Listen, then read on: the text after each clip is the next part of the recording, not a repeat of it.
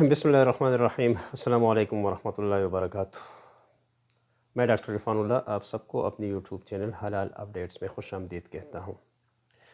Viewers, चूँकि ये जितने भी लेक्चर्स हैं तो ये एक तसलसल है हलाल मैनेजमेंट सिस्टम के हवाले से कि इसमें हर एक लेक्चर दूसरे के साथ रिलेटेड है और एक तसलसल से ये वीडियोज़ इंशाल्लाह इस तरह से चलती रहेगी। हलाल के हवाले से हमने पहले ये पढ़ा कि हलाल की डिफ़िनीशन और हराम की डिफ़िनीशन, उसके साथ तय्यब और ख़बीस की डिफ़िनीशन, और उसके बाद जितने भी काज़िज़ थे हलाल लोगो लगने की किसी भी प्रोडक्ट पे उसके बारे में बताइए। अब यहाँ से इंशाल्लाह 4-5 वीडियोज़ में हम वो आयात बयान करेंगे जो हलाल या हराम से मुताल्लिक़ कुरान पाक में बयान हुए हैं।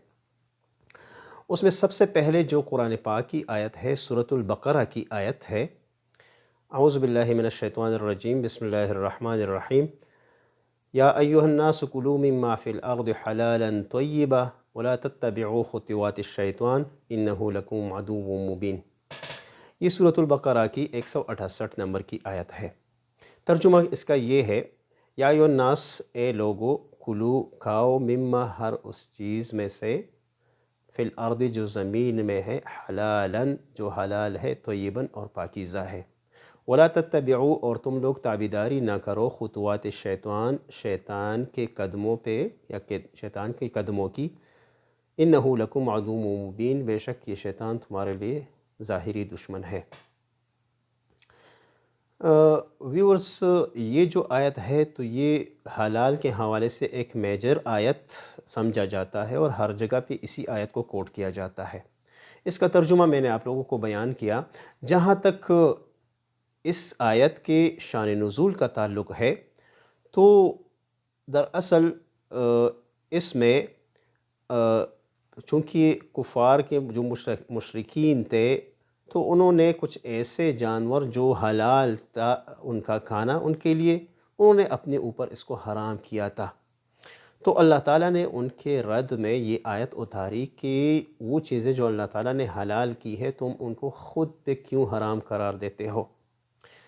चूँकि इसी जो हलाल जानवर है और उन्होंने हराम किए हुए थे वो कुरान पाक की एक दूसरी आयत में बयान हुआ है, जो कुरान पाक के सूरत माइदा की 103 नंबर आयत में बयान हुआ है।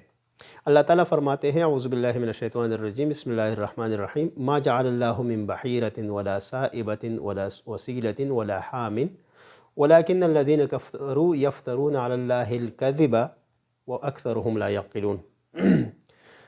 अल्लाह ताला फरमाते हैं, मा जअलल्लाहु, अल्लाह ताला ने हराम नहीं करार दिए हैं कौन से जानवर, बहीरा, साइबा, वसीला और नहाम, लेकिन वो लोग जो काफिर हैं अल्लाह ताला पे झूठ बांधते हैं और इनमें से अक्सरुहुम ला यक़िलून, अक्सर इनमें से अक़ल नहीं रखते।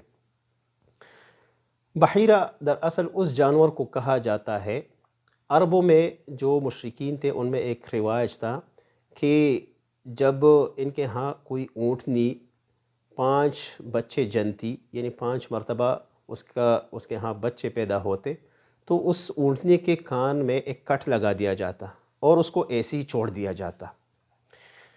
यहाँ तक कि उसके गोश्त से भी फ़ायदा, यानी उसको ज़बह भी नहीं करते थे और ना उसका दूध लेते थे, उसको ऐसे ही छोड़ दिया करते थे। अगर दूध लिया भी जाता तो वो दूध नहीं पीते थे, बल्कि उसको बुतों के ऊपर इस तरह से उंडेल देते थे।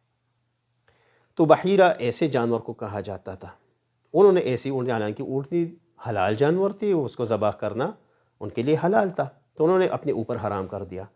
दूसरा जो जानवर था उसको कहते हैं साइबा। साइबा हर उस जानवर को कहा जाता है, ख्वाह भेड़ बकरी हो या ऊँटनी हो, लेकिन अरबों में चूँकि ऊँट ज़्यादा पाले जाते थे तो ऐसी ऊँटनी या ऊँट के अगर उसमें कोई नज़र मांगता, यानी ये नज़र मानता कोई कि यार मेरी बीमारी ठीक हो या मेरा फ़लाँ काम पूरा हो गया तो ये बुतों के नाम पे मैं इसको सदका करता हूँ, यानी इसको छोड़ दूँगा।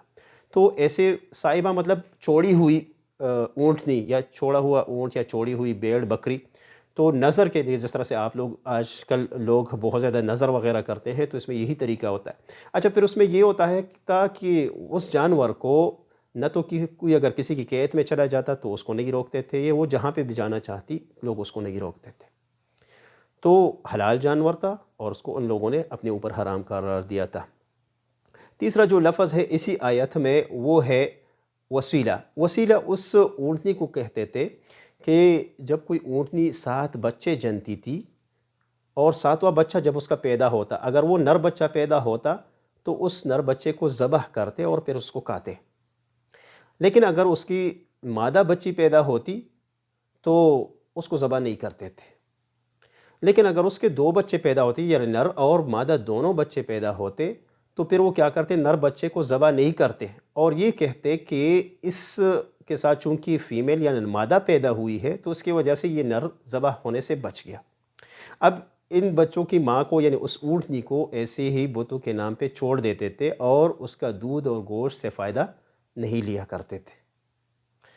آخری نمبر پہ اللہ تعالیٰ نے جو فرمایا ہے حام۔ حام اس اونٹ کو کہتے تھے کہ اگر وہ اس طرح سے اونٹنیوں کے ساتھ جفتی کرتا اور اس کی پشت سے وہاں پہ اونٹنی سے 10 بچے پیدا ہوتے تو ایسے اونٹ کو وہ کرامت کے اس کی عزت کے طور پہ اس کو ایسی چھوڑ دیتے تھے، اور نہ تو اس پہ خود سوار ہوتے تھے، نہ کوئی سامان وغیرہ لاتے تھے اس پہ، اور اس کو بتوں کے نام پہ چھوڑ دیا کرتے تھے۔ تو یہ چونکہ حلال جانور تھے تو اللہ تعالیٰ نے ان کو یہ فرما دیا کہ اللہ تعالیٰ نے یہ فرما دیا کہ ہم نے ان کو حرام نہیں کیا ہے تو تم کیوں حلال چیزوں کو حرام قرار دے رہے ہو؟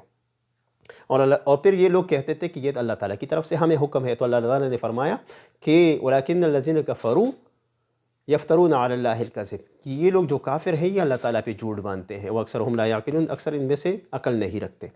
اب یہ جو آیت ہے تو یہ آیت اس میں جو خطاب ہے سورۃ البقرہ کی جو 168 نمبر آیت ہے یا ایھا الناس کلوا مما فی الارض حلالا طیبا، تو وہاں پہ ایک تو خطاب صرف اور صرف مسلمانوں کو نہیں ہے، بلکہ یہ جو خطاب ہے تو یہ تمام انسانوں کے لیے ہے، خواہ وہ مسلم ہو یا نان مسلم، کوئی بھی ہو، ان سب کے لیے یہ حکم ہے کہ تم لوگ کھاؤ وہ جانور جو حلال ہیں اور ساتھ میں جو پاکیزہ ہیں، طیب ہے، یعنی خبیث نہیں ہے اور حرام نہیں ہے۔ تو یہ بہت بڑا اس میں ایک دعوت ہے ان تمام لوگوں کے لیے، ان انسانوں کے لیے جو کافر ہیں یا مسلمان، کے سب کو یہ اللہ تعالیٰ کی طرف سے ایک دعوت ہے کہ آپ لوگوں نے حلال بھی کھانا ہے اور ساتھ میں طیب بھی کھانا ہے۔ اور یہی آج کل جو حلال کا یہ ایک بزنس شروع ہوا ہے یا حلال مینجمنٹ سسٹم، جو میں ہر ایک پروڈکٹ پہ حلال کا لوگو لگتا ہے، تو اس میں یہی ایک بہت بڑا فیکٹر ہے کہ نان مسلم بھی اس کو اس وجہ سے پسند کرتے ہیں کیونکہ یہ حلال ہونے کے ساتھ ساتھ طیب یعنی فوڈ سیفٹی کے حوالے سے ہے، تو اس کو لوگ پسند کرتے ہیں۔ امید ہے آپ کو میری یہ ویڈیو اچھی لگی ہوگی۔ آپ اپنے کمنٹس ہمیں کمنٹس باکس میں ضرور بتائیے گا، اور اگر آپ کو یہ ویڈیو اچھی لگی ہے تو اس کو سبسکرائب کرنا نہ بھولیے گا۔ انشاءاللہ اگلی ویڈیو کے ساتھ پھر حاضر ہوں گے، تب تک کے لیے اللہ حافظ۔